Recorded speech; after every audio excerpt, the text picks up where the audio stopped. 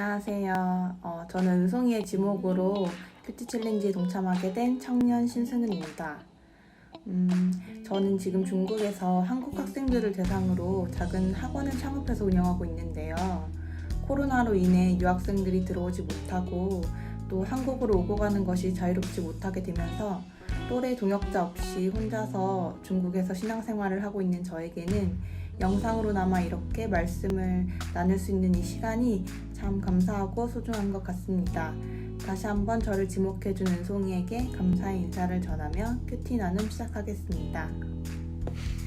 제가 읽은 말씀은 사도행전 19장 8절부터 12절 말씀이고 제목은 바울의 열심입니다. 말씀을 간략히 요약해보자면 바울은 회당에서 3달 동안 담대하게 하나님의 나라에 대하여 말하고 사람들과 토론하며 그들을 설득했습니다. 반응이 좋을 때도 있었겠지만 어떤 사람들은 마음이 굳어 오히려 대놓고 바울의 가르침을 비난했습니다. 그때마다 바울은 그들을 떠나 날마다 두란노 서원에서 제자들을 가르쳤다고 합니다. 바울은 이 일을 무려 2년 동안 쉬지 않고 하는데요. 그 결과 아시아에 사는 유대인과 헬라인이 모두 주님의 말씀을 듣게 되었습니다. 하나님은 바울을 통해 많은 기적들을 행하셨습니다. 병든 사람들을 고치기도 하고 귀신을 쫓기도 했습니다.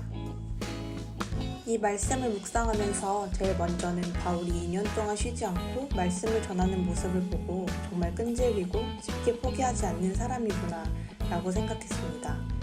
그런데 그 결과가 굉장히 놀라웠습니다.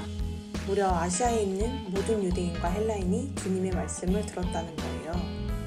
바울은 주님을 전하기로 결심했을 당시 이런 결과를 상상이나 했을까요? 작은 것에도 쉽게 낙심하는 저는 냉담한 반응에 일주일도 버티지 못하고 예수님을 전하는 일을 포기했을지 몰라요. 그런데 바울은 담대함으로 믿음을 가지고 하나님을 전하잖아요. 이토록 바울이 온전하고 뜨거운 열심으로 주님을 전할 수 있었던 힘은 어디에 있을지 생각해보게 됐습니다. 또 제게는 주님을 향한 순수하고 뜨거운 열심이 있는지 자신을 돌아보게 됐어요. 바울이 담대함으로 사람들에게 권면할 수 있었던 이유는 말씀에 대한 분명한 지식과 확신이 있었기 때문인 것 같아요.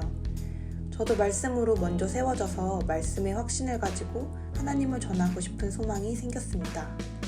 또 눈에 띄는 말씀은 바울이 전하는 말씀에 대놓고 욕을 하는 사람들에 대한 바울의 태도였습니다.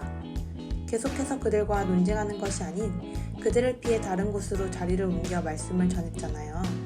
저도 어렸을 땐 하나님을 믿지 않는 사람들의 냉담한 태도에 맞서며 열띤 토론을 한 적이 있었는데요. 얼굴을 붉히며 하나님을 전하는 것 또한 하나님이 기뻐하시는 방법이 아니구나라는 생각이 들었어요. 묵묵히 그 사람들을 위해 기도하고 말이 아닌 모범이 되는 행동으로 몸소 주님을 전하는 제가 되고 싶습니다. 제가 할 수 있는 적용은 저도 바울처럼 뜨겁고 순수한 열정으로 하나님을 사랑하는 것인데요. 20대에 하나님을 뜨겁게 만나고 하나님을 기쁘시게 하는 데에 저의 젊음을 사용하고 싶어요. 그리고 하나님의 말씀을 전하는데 더 많은 에너지를 쏟고 싶습니다. 중국은 사실 기독교를 좋아하지 않고 교회도 많지 않은데요. 그래서 작년엔 크게 탄압받기도 해서 교회를 2주나 못 나간 적도 있었습니다. 하지만 여기 중국 사람들도 하나님께는 잃어버린 양과 같잖아요. 그래서 제가 생활 속에서 만나는 중국 분들에게 하나님을 알리고 싶다는 소망이 생겼고요. 또 제가 만나는 학생들에게도 더 담대하게 하나님을 전할 수 있는 선생님이 되고 싶습니다. 제가 그렇게 하기로 결단할 때 바울에게 많은 능력을 주셨던 하나님께서 제게도 더 담대하게 하나님을 전할 수 있는 능력을 부어주시지 않을까 기대해 봅니다. 제 기도 제목 3가지는요.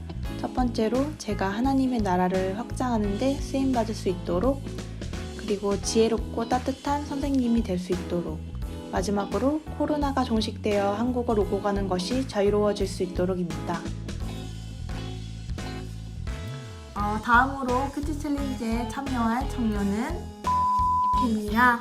안녕. 됐어. 아이고 수고했어.